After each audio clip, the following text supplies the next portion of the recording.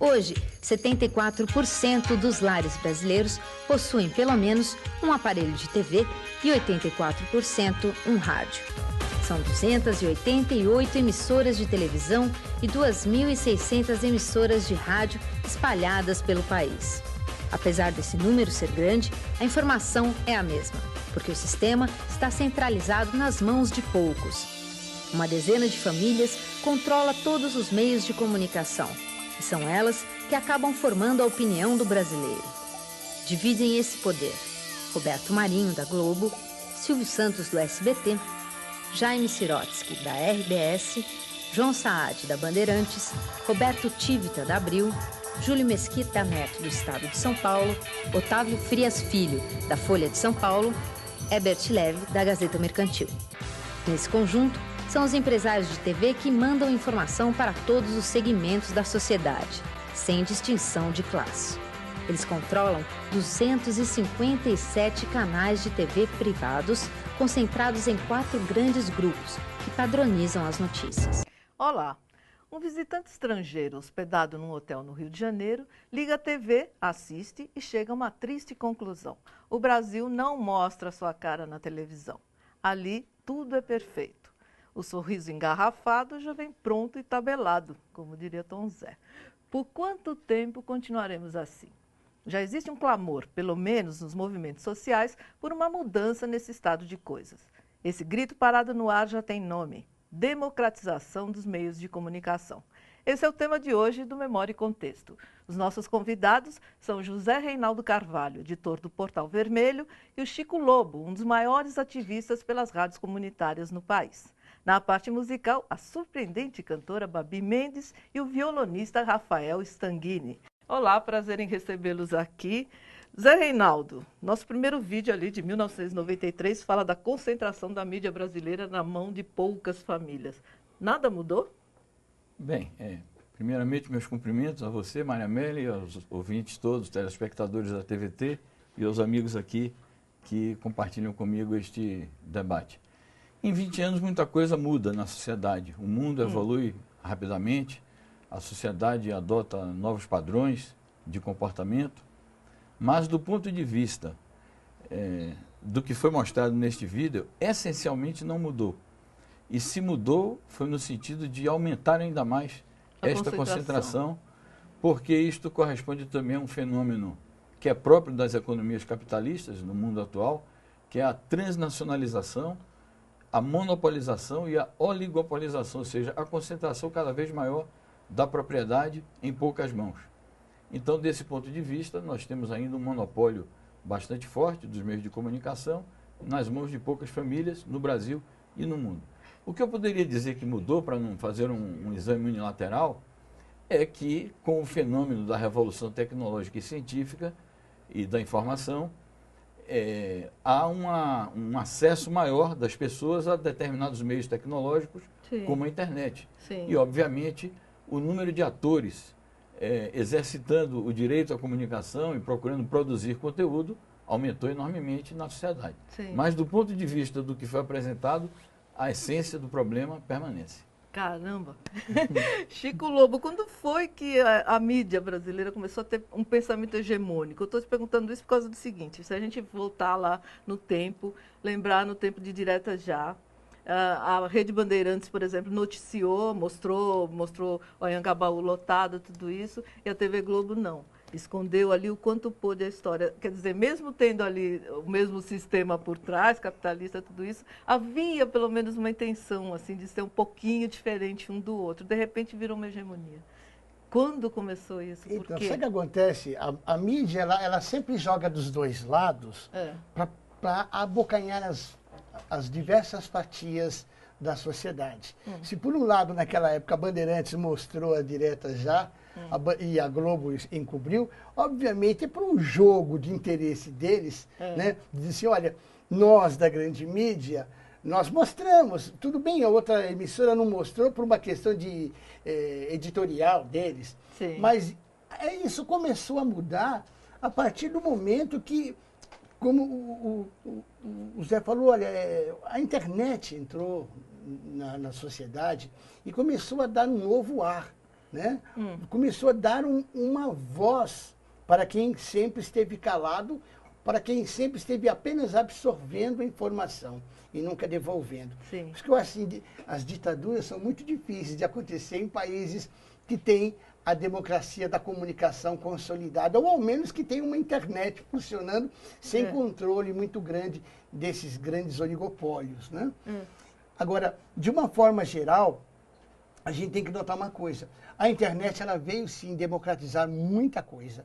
Só que o que está faltando, principalmente, são produtores, são pessoas que falem, que produzam conteúdo. Sim. Porque não adianta nada. Mas produzir conteúdo exige também um capital para isso, né? Quer não dizer, não necessariamente. É só você, mas para você, por exemplo, concorrer com uma qualidade técnica de uma televisão, que bem, a gente já é acostumado com uma qualidade técnica, querida, talvez até um pouco discutível. Eu me lembro, assim, na década de 70, que a gente tinha um grupo musical e que a gente jamais conseguiria sonhar a possibilidade de se gravar um disco. Era uma loucura aquela época. Né? Em primeiro lugar que você tinha que ser contratado por uma grande gravadora que não ia olhar o teu interesse hoje cultural. Hoje não precisa de mais nada Hoje disso, não, você faz um disco interessante, né? Dentro de casa, como o próprio Lobão fez no tempo que eu trabalhava com ele. Né? Ele fez o disco Universo Paralelo dentro da casa dele. E com qualidade. Vendeu em banca de jornal. Vendeu em banca de jornal, exatamente. Né? Então hoje os meios de comunicação estão muito, e os meios de produção, quero dizer, estão muito mais facilitados, inclusive pelo desenvolvimento dessa tecnologia, né? Inclusive o software que tem de edição de áudio, edição de vídeo, edição de imagem, você cata até na pirataria na própria internet. É verdade, né? É verdade. Coisa que eu apoio. Deixa eu te perguntar uma coisa, Reinaldo. A mídia, no tempo desse vídeo que a gente mostrou, a mídia era conhecida como quarto poder. Já é o primeiro? Em que lugar está essa altura da vida? O Brizola dizia, o saudoso líder Leonel Brizola, ele dizia que a mídia é o partido único da classe dominante no Brasil. Numa época em que se criticavam os países socialistas por terem modelos de partido único. Então ele fazia essa contraposição. E acho que esse traço ideológico, político e intervencionista da mídia no poder político se acentuou. Sim. E de uma maneira tal, com tal envergadura e com tal dimensão, que a mídia hoje, a ela é reservado o papel de preparar o terreno para as brutais ofensivas contra os direitos dos trabalhadores, contra os direitos dos povos e contra a paz mundial. Observe que, mais ou menos nessa época, vida de 93, no ano de 94, 95, o ex-presidente Fernando Henrique Cardoso iniciou um processo de reforma geral da Constituição de 88.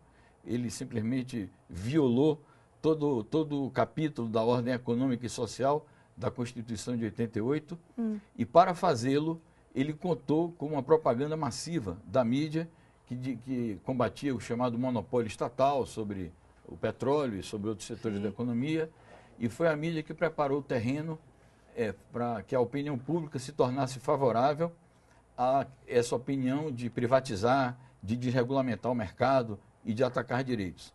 Então eu diria que, do ponto de vista socioeconômico, a mídia prepara o terreno para contra-reformas, reformas de caráter reacionário e algumas vezes até autoritário, porque no período daquele governo, o Estado brasileiro quase que teve uma deriva autoritária. Sim. E do ponto de vista internacional, eu diria que a mídia prepara terreno para as guerras. Todas essas guerras das últimas 2 décadas, contra a Iugoslávia, as 2 guerras contra o Iraque, essas intervenções que se fazem na África, agora mesmo a ofensiva contra o Irã, campanha contra a Coreia do Norte e várias outras situações em que campanha contra Cuba, campanha contra a Venezuela, campanha contra todo esse movimento progressista que está em curso na América Latina. Quando o imperialismo internacional pretende exercer alguma intervenção inclusive por meios bélicos, ele vai contar com a mídia, que demoniza presidente da República, difama presidente da República, chama determinados líderes socialistas e revolucionários de ditadores ou pessoas sanguinárias. Mesmo sendo eleitos, mesmo pelo sendo voto eleitos. livre. Mas eles não chamam de ditadores os ditadores dos estados capitalistas. Por exemplo, ontem morreu a ex-primeira-ministra britânica Margaret Thatcher, não era uma e ela foi ditadora. endeusada. Ela foi endeusada nos grandes jornais brasileiros e mundiais. Vamos botar música na nossa conversa? Finalmente, para ver se a gente tem um refrigério aqui. Vamos respirar. Babi Mendes, estou aqui. Seu primeiro disco, Babi? Meu primeiro disco. E aí, só composições próprias? Como é que é a história? Sim, é um trabalho autoral, independente, então não é atrelado a uma gravadora aqui no Brasil. Bom. Foi meu primeiro disco. Na verdade, a ideia inicial era ser um portfólio da minha voz, do meu trabalho de composição. E o disco acabou voando muito longe, assim. Mais do que você imaginou, né? Muito mais, porque ele era lançado um disco no introdutório. Japão, é isso? Foi lançado no Japão por um selo, por uma gravadora lá, chamada Impartment Inc. E recentemente foi assinado no Reino Unido. Então, é muito gostoso poder mostrar o trabalho fora do Brasil, porque são canções em inglês, Sim, né? A maioria delas, são nesse disco todas. Mas é um trabalho autoral e tem uma brasileira cantando em inglês, um pouco de jazz, de bossa e de blues. E pra gente, o que você vai mostrar? Jazz, bossa ou blues? Um pouquinho de cada. Vamos lá. A Vamos primeira, começar com Drunk Man, que é um blues. acompanhada pelo Rafael. Vamos lá.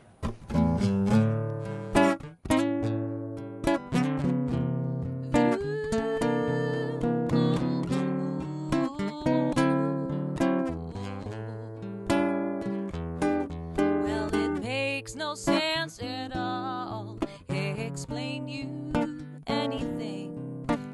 Baby, I know you're clever, but sometimes you're a dumb, dumb thing. I stood there next to you, thinking why you pull me down. Your words have no control when they burst right out of your mouth. But then you told me something I don't wanna hear again. You said, oh, you said, baby, you shouldn't talk to a drunk man. You behave just like a kid, and you're driving me insane. If only you could notice how your jokes are oh so lame. Your charms come to an end, and God knows what I fear. Well, I'll have to go home with you when you stink like beer. But then you told me something I don't wanna hear again. No, you said, oh, you said, baby, you shouldn't talk to a drunk man.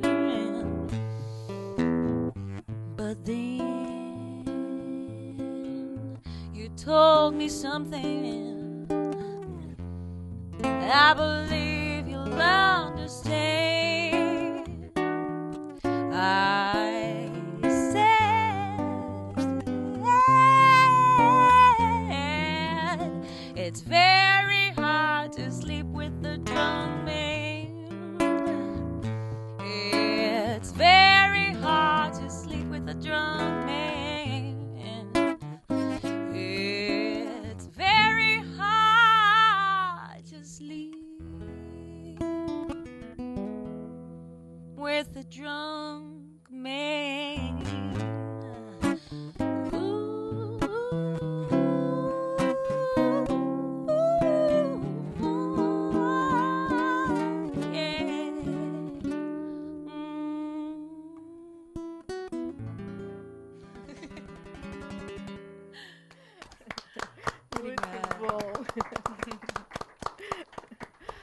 nosso próximo vídeo, vamos ver o que pensa o José Carlos Rocha, na época coordenador do Comitê para a Democratização da Comunicação em São Paulo. Vamos ver. Se você olhar hoje como funciona a mídia eletrônica, você vai ver que ela tem uma só voz, ela passa o mesmo filme, ela dá a mesma notícia, ela toca o mesmo som, digamos assim, é um lado só.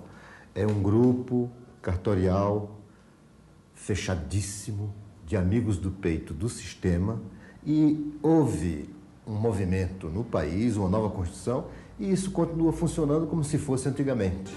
A Constituição de 88 não avançou nada nessa questão das comunicações, hein, Chico Lobo? Olha, houve a Lei 9.612, otorgada em 98, que regulamentou as emissoras de rádios comunitárias, que institucionalizou esse sistema de comunicação para a comunidade, né? Só que essa lei, ela não está ainda do jeito, ela não foi escrita do jeito que a gente realmente precisa. Sim. Existem algumas modificações que elas precisam ser feitas, né, no que tange, por exemplo, a intensidade do sinal, a abrangência de sua área de atuação, né? Porque segundo a lei 9.612, sua norma regulamentar, ela diz uma abrangência geográfica de 1 quilômetro de raio. Isso é uma coisa absurda, principalmente nos rincões mais distantes do Brasil, né? nas regiões de floresta, nas regiões sertanias, né?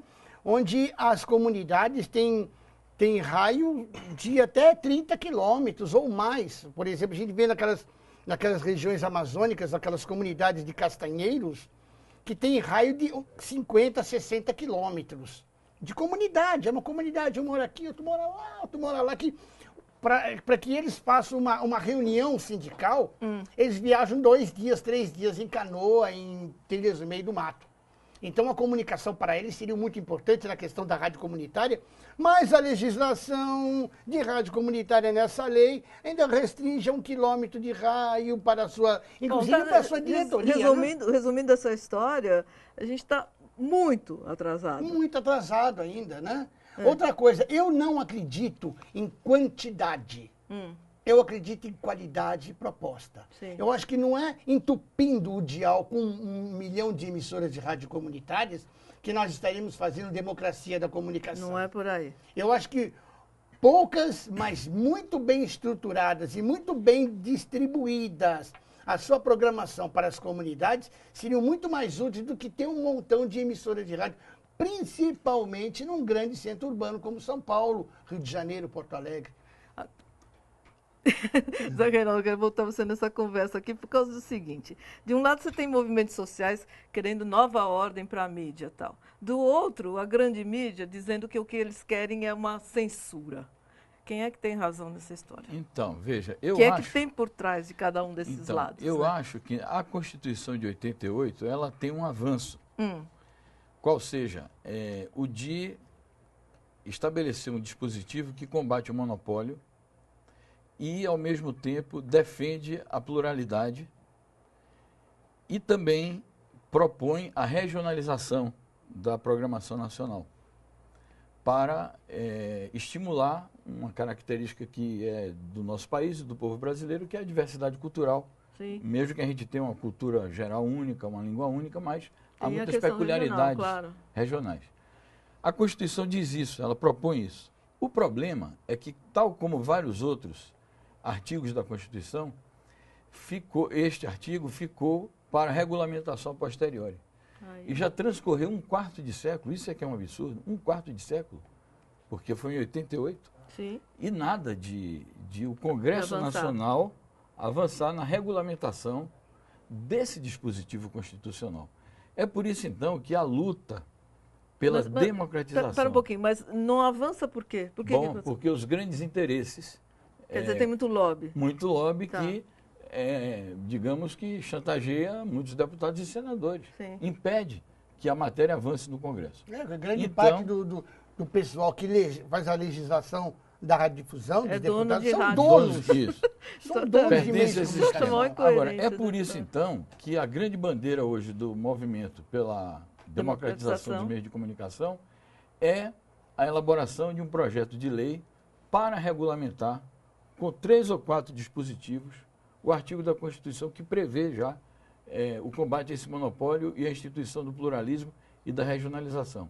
Essa bandeira hoje está a cargo do Fórum Nacional em Defesa pela Democratização das Comunicações, sim, que está elaborando um projeto de lei e vai recolher assinaturas. Então, se o poder legiferante principal, que é o Congresso Nacional, os deputados e senadores não tomam iniciativa de lei, então hoje já existe a possibilidade da iniciativa de lei popular. Bacana. E vão começar a ser recolhidas, no caso, 1 milhão de assinaturas, para ver se a gente consegue fazer tramitar. E nesse caso não é uma censura, respondendo objetivamente à sua pergunta, claro, é realmente estabelecendo um marco para democratizar o acesso e o direito do povo à comunicação. Eu vou te interromper um pouquinho, porque a gente vai para mais música para encerrar esse bloco. Daqui a pouco a gente retoma a conversa. O que você canta agora, Babi? Blues. Vamos lá.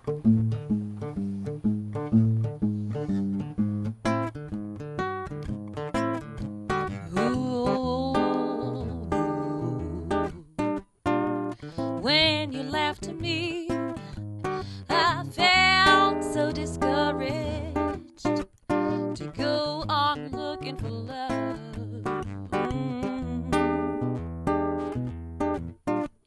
When I noticed my heart had been broken and I had a handful of scars, but when I sing these blues,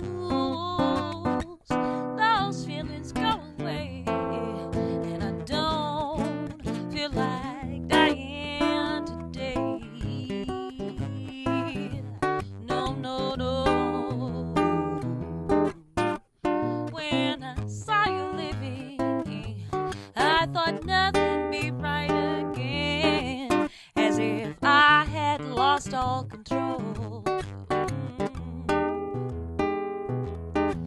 The world was an angry place, I had nothing but disgrace, and everything was so cold. But when I sing these blues, my heart soars to the sky. I don't feel ready to die, but when I sing these blues, even you're coming back and begging me to stay, won't break my heart anyway. Won't break my heart anyway. My booty won't break my heart anyway. My booty, my booty, my booty, my booty.